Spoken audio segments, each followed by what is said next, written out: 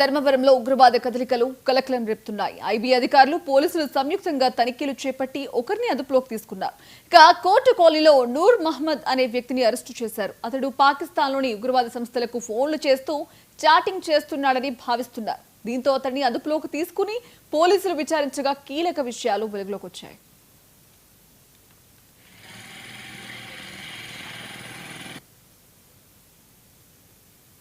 లిమిట్స్లో లోనికోట ఏరియాకు చెందినటువంటి కోత్వాల్ నూర్ అహ్మద్. ఇతను వయసు 42 సంవత్సరాలు. ఇతను చికెన్ బిర్యానీ తయారు చేసే హోటల్లో పనిచేస్తున్నాడు. ఇతను బ్యాండ్ ఉగ్రవాద సంస్థకు సంబంధించినటువంటి వాట్సాప్ గ్రూపుల్లో సభ్యత్వం కలిగి ఉండి ఆ సమాచారాన్ని ప్రతిరోజు అబ్జర్వ్ చేస్తూ దాన్ని డౌన్లోడ్ కూడా చేసి బుక్ రూపంలో కూడా ప్రచురించుకొని తన రూమ్లో పెట్టుకోవడం జరిగింది.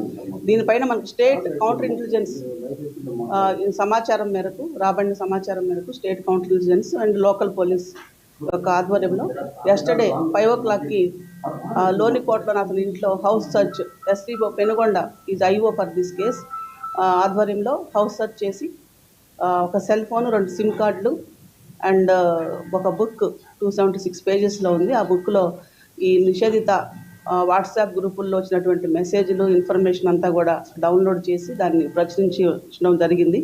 ఇవన్నీ కూడా సీజ్ చేసి yesterday we have shown him arrest under UAPA act and other sections of the IPC which are telling about that enmity, hatred and enmity develop చేయడం అండ్ దేశ సమగ్రతకు సమైక్యతకు అవరోధం కలిగించేటువంటి సమాచారాన్ని